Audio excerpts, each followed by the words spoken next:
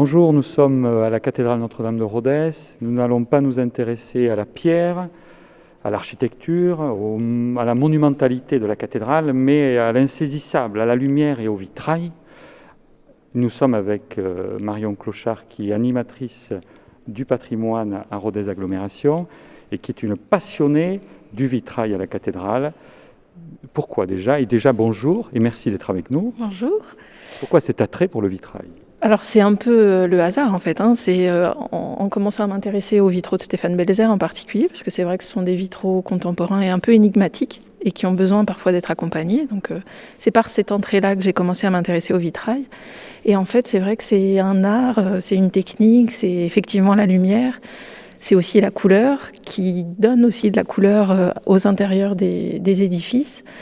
Et voilà, c'est quand même un objet qui mérite toute notre attention, je crois. Surtout que dans les Écritures, il est dit que Dieu est lumière. Donc cette lumière dans la cathédrale, elle ne peut passer que par ses ouvertures. Tout à fait. Bon, même si le vitrail n'est pas uniquement dans les églises, on a aussi du vitrail privé, dans les édifices privés, dans les hôtels particuliers. Mais c'est vrai que l'endroit où ils vont se développer véritablement, ce sont dans les églises. Et c'est vrai que la cathédrale nous donne ces grandes fenêtres qui vont être l'occasion pour les artistes de nous raconter effectivement des histoires. Alors, on s'est arrêté ici, Oui. Parce qu'ici, que reste-t-il? En fait, dans cette chapelle Saint-Joseph, on a une partie des fragments qui nous restent en fait, de l'époque de la construction de la cathédrale. Et donc ici, on va avoir des fragments pour les plus anciens du XIVe siècle, avec une Vierge à l'enfant, et des fragments surtout du XVe siècle, notamment ce Saint-Pierre et ce Saint-Paul, qui sont mis un peu dos à dos. Et je me souviens, lors d'une visite avec l'ancien recteur de la cathédrale, il nous avait attiré en fait, sur cette position qui a été choisie au moment de la réinstallation de ces vitraux, puisqu'en fait Saint-Pierre et Saint-Paul ont deux manières de vivre peut-être et de voir leur religion. Bon, dos à dos c'est peut-être un peu fort, mais c'est deux manières de voir les choses. Alors dans la technique, là, au XVe siècle, moi je n'y connais rien. Comment déjà le verre apparaît? Comment on fait du verre? Alors le verre, la fabrication du verre, c'est quelque chose de beaucoup plus ancien. C'est dès l'Antiquité.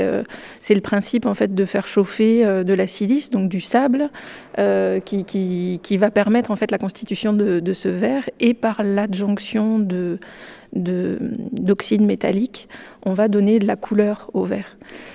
Et en fait le principe du vitrail, c'est d'assembler ces morceaux de verre, coloré ou non, parce qu'on n'a pas que du vitrail de couleur, mais d'assembler ces morceaux de verre avec du plomb. D'ailleurs, il se raconte au service du patrimoine que vous vous promenez toujours avec des morceaux de verre dans la poche. Est-ce un mythe? Est-ce une réalité? C'est une réalité, et même aujourd'hui, je les ai avec moi. Le principe, en fait, vraiment, c'est ça, c'est d'utiliser du plomb qui a cette faculté, en fait, d'être malléable et qui va nous permettre, justement, de faire le tour, par exemple, des auréoles, ici, de Saint-Pierre et de Saint-Paul. Montrez-nous la souplesse du plomb, là.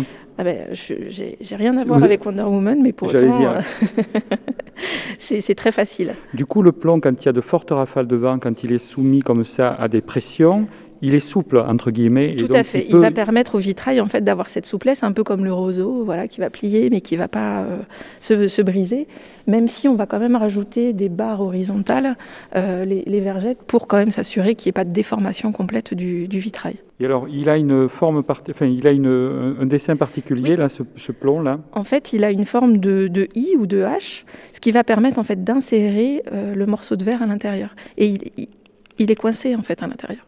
Voilà. C'est ça qui fait l'assemblage en fait des morceaux de verre de couleurs différentes. Alors Marion, là, c'est un autre style, c'est complètement différent. Je vois des morceaux de plomb mais qui soulignent des choses, sont comme un crayon.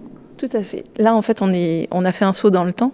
On est dans les années 2000 et ce vitrail-là, c'est une des baies en fait, qui a été réalisée par Stéphane Belzer pour réorner en fait, cette baie à l'intérieur de la cathédrale. Qui est ce Stéphane Belzer? Alors Stéphane Belzer, c'est un artiste plasticien.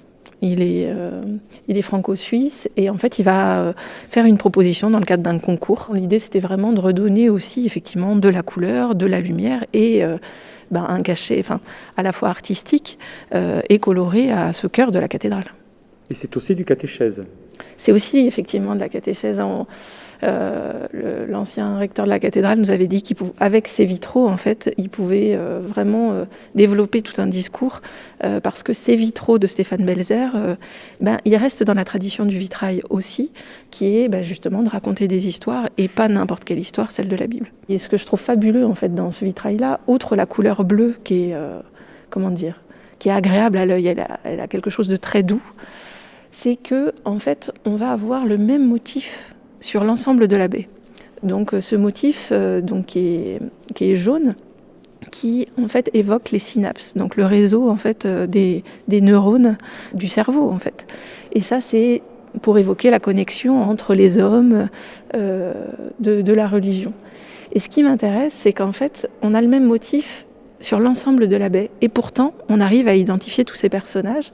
Et comme on le disait tout à l'heure, le plomb n'est plus là pour assembler des morceaux de verre de couleurs différentes, ce qui est normalement sa raison d'être en fait sur un vitrail. Sur ce vitrail-là, à l'inverse, il n'a plus d'intérêt pour changer de couleur, puisqu'on a toujours la même couleur et le même motif.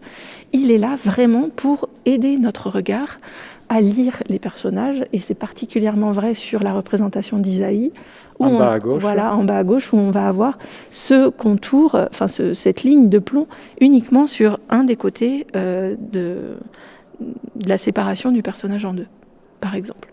Moi, je trouve qu'on manque de couleurs dans nos vies et que si on pouvait suspendre dans notre salon, à l'intérieur de nos pièces, pouvoir comme ça avoir toutes ces couleurs qui entrent, mais on serait, je sais pas, on serait heureux.